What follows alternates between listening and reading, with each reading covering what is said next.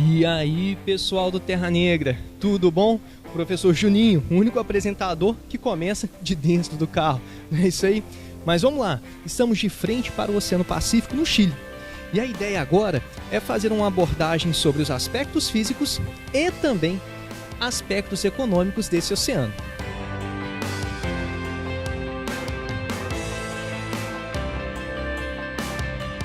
Vamos lá!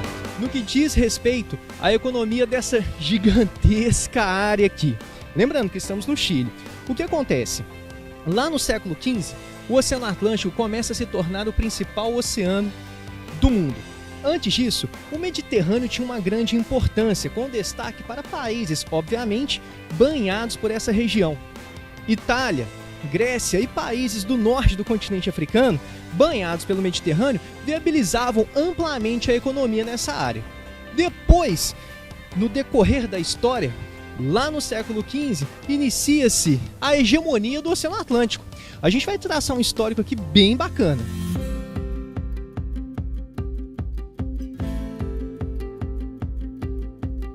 Século XV, nós temos grandes navegações, e as grandes navegações ocorreram em meio ao Oceano Atlântico. Depois do século XV, com destaque para os séculos XVI e XVII, nós temos o tráfico negreiro. E qual oceano foi usado pra caramba neste contexto? Mais uma vez, o Oceano Atlântico. Na caminhada dos séculos, nós vamos chegar ali por volta do século XVIII, XIX, e daí um grande comércio unindo a América e a Europa. As potências colonialistas europeias explorando recursos no continente americano. E, obviamente, o escoamento desses recursos ocorria mediante a utilização do Oceano Atlântico. Já no início do século XX, nós temos duas grandes guerras mundiais. E, mediante as guerras mundiais, nós temos um fluxo de pessoas oriundas do continente europeu para a América e temos também um fluxo de mercadorias oriundos da América para a Europa. Principal oceano neste contexto, mais uma vez o Atlântico. Portanto, analisamos aí basicamente 5 séculos de soberania do Oceano Atlântico. Agora, depois do Atlântico, começa a hegemonia do Oceano Pacífico. O século XXI é o século do Pacífico, segundo estudiosos. E por que é o século do Pacífico? Vamos lá. O Pacífico agrega hoje importantes economias do mundo.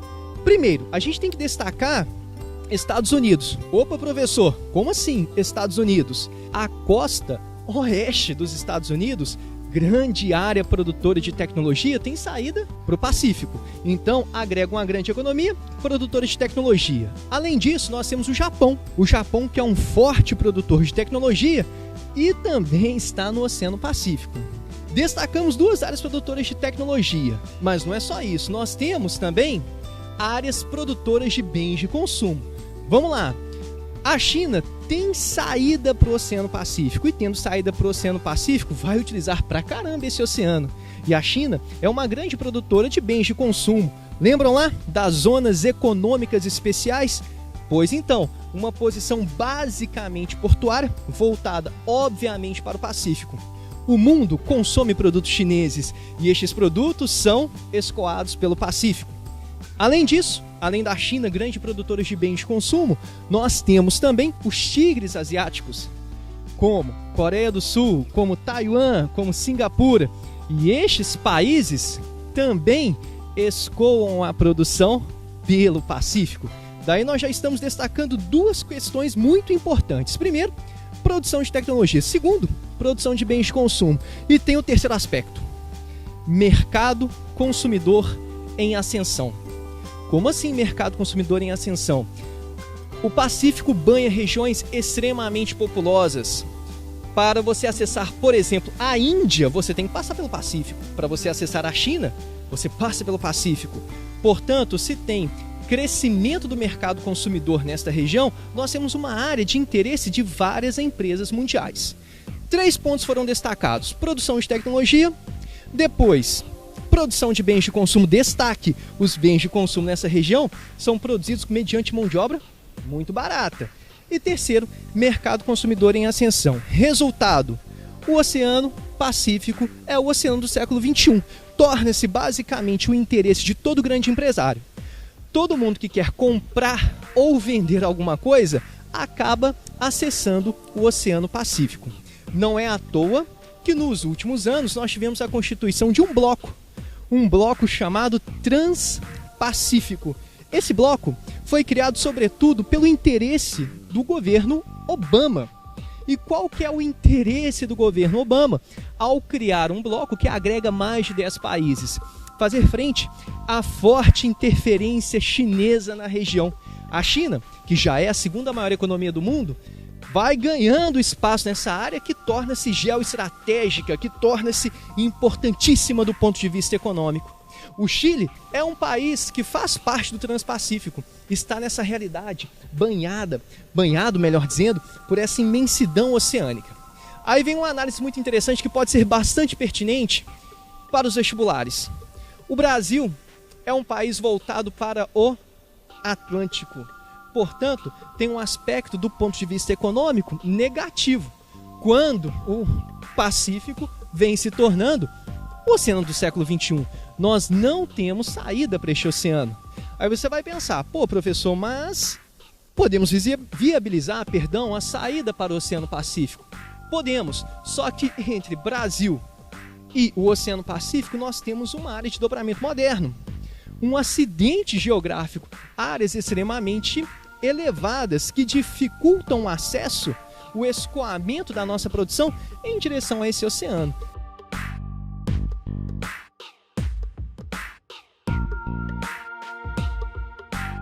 Sem contar que teríamos que utilizar portos que não são, obviamente, portos brasileiros, portanto, tendo que pagar por isso.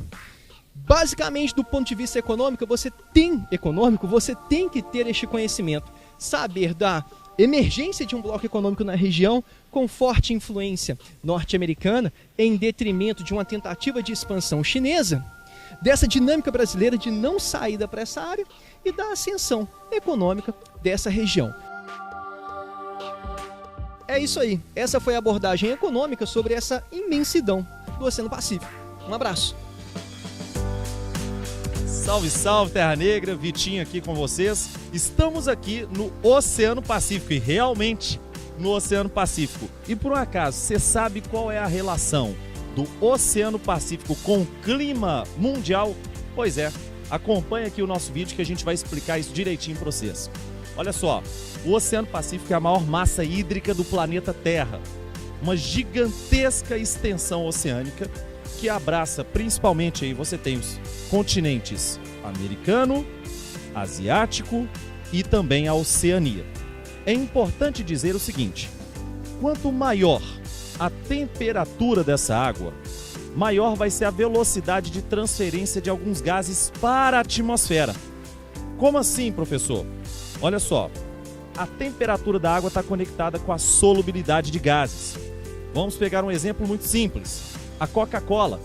Quando a Coca-Cola está quente, ela libera todo o CO2 que está presente dentro dela. Por isso, vira um xarope de milho. Então vamos conectar agora com o Oceano Pacífico. Veja bem, se o Oceano Pacífico se aquece, o que ele vai liberar para a gente? Ele libera vapor d'água, oriundo da sua evaporação, e também libera o CO2 que está presente dentro dele. Os oceanos são responsáveis por estoques gigantescos de CO2. Por isso, quando o vapor d'água e o CO2 estão presentes na atmosfera, são dois gases estufa. Professor, então quer dizer que existe uma conexão entre o clima do planeta e os oceanos? Pois é, isso não está presente em livros didáticos quaisquer. Existe uma conexão muito íntima. Quanto maior a temperatura dessas águas, maior a emissão de vários gases estufa importantíssimos do planeta. Quanto menor a temperatura dessa água, maior vai ser a solubilidade e a capacidade de reter esses mesmos gases estufa. Se, naturalmente, esse oceano se esquenta, nós damos o nome para esse fenômeno de El Niño. Quando ele se resfria, o Laninha. E para entendermos essa termorregulação do planeta a partir dos oceanos, e o fenômeno do El Niño, o Percy vai trabalhar isso com vocês. Um grande abraço. Tchau, tchau.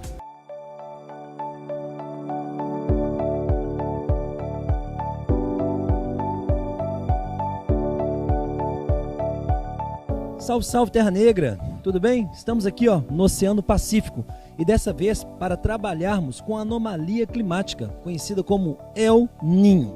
Lembrando que o El Niño foge às regras da climatologia mundial, pois não apresenta um padrão de ocorrência. O que nós temos?